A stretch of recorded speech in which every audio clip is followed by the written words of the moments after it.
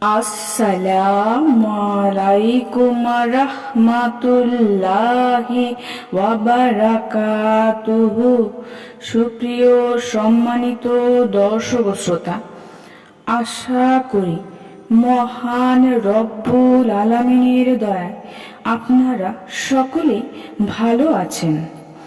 কারো সাথে যদি আপনার মনোমালিন্য হয়, ঝগড়াঝাটি হয়, মনের মধ্যে হিংসা বিদ্বেষ তৈরি হয়, এটি অনেক সময় স্বামী স্ত্রীর মধ্যে হয়, বন্ধু বান্ধবের মধ্যে হতে পারে, ভাই ভাইয়ের মধ্যে হতে পারে, অথবা বোন বোনের মধ্যেও হতে পারে, অথবা অন্য যে কোনো আত্মীয় স্বজনের মধ্যেও হতে পারে।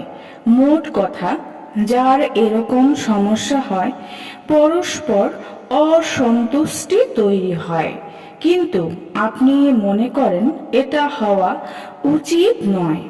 এরকম একজন আরেকজন থেকে দূরে থাকা উচিত নয়। মনোমালিন্যতা ঝগড়াঝাটি করা উচিত নয়, বরং আগে যেরকম সম্পর্ক ছিল এখনো ওই রকম সম্পর্ক থাকা উচিত। এবং কেউ যদি মনে করেন আমাদের মধ্যে কিছুদিন ধরে বা কয়েক মাস ধরে আগের মতো ভালো সম্পর্ক হচ্ছে না, মনোমালিন্য হচ্ছে, মনের মধ্যে হিংসা বিদ্বেষ তৈরি হচ্ছে, মনের মধ্যে এরকম সূচনা আসে, এটা হওয়া উচিত নয়। এতে আমাদের নিজেরই ক্ষতি। যেমন স্বামী স্ত্রীর মধ্যে যদি মনোমালিন্যতা দেখা দেয়, সম্পর্ক যদি খারাপ হয়ে যায়, তাহলে পেরেশানি চলে আসে এবং শান্তি একেবারে দূর হয়ে যায়। ভাই ভাইয়ের মধ্যে যদি কোনো ঝগড়া হয়, পবিত্র সম্পর্ক যদি নষ্ট হতে থাকে, এক মায়ের পেটের ভাই অথবা বোন পরস্পর অসন্তুষ্টি হয়ে গেলে মনে অনেক কষ্ট লাগে। এমনকি অনেক সময় বাবার সাথেও সম্পর্ক নষ্ট হয়ে যায়। এটি তো আরো অনেক কষ্টকর এবং এটি অনেক হচ্ছে।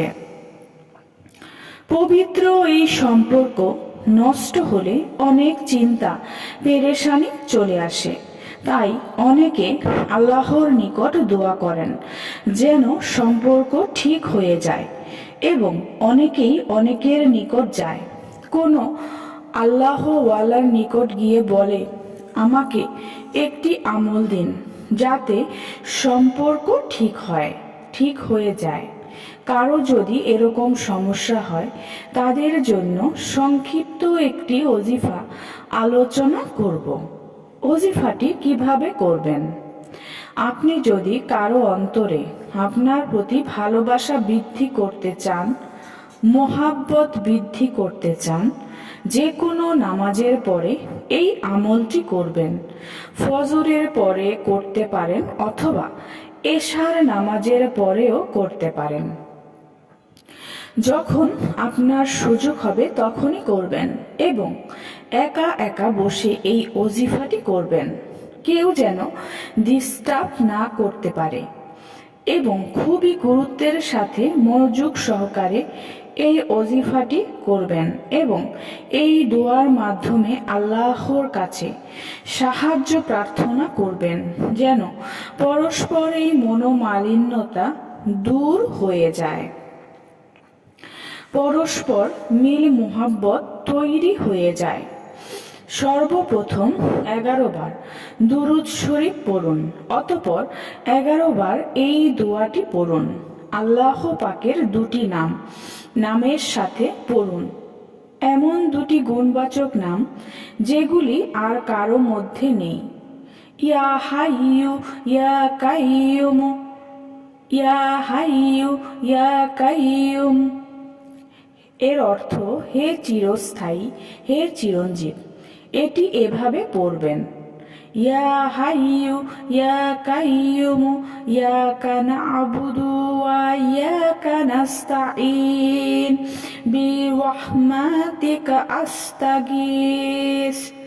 এই দোয়াটি 11 বার পড়ে শেষে আবার 11 বার দুরূদ শরীফ পড়ে যার উদ্দেশ্যে পড়ছেন, যে আপনার উপর অসন্তুষ্ট, স্বামী বা স্ত্রী, ভাই বোন, মা বাবা, ছেলে বা বন্ধু, যে কেউ হোক, তার খেয়াল করে ফুঁক দিন। শেষে আবার 11 বার দুরূদ শরীফ পড়ুন। 11 দিন ধারাবাহিকভাবে লাগাতার এই আমলটি করুন। অতঃপর এর কার্যকারিতা দেখে অবাক হয়ে যাবেন। সম্পূর্ণ ইয়াকিনের সাথে আমলটি করুন। ইয়াকিন যত মজবুত হবে, কাজ তত বেশি হবে।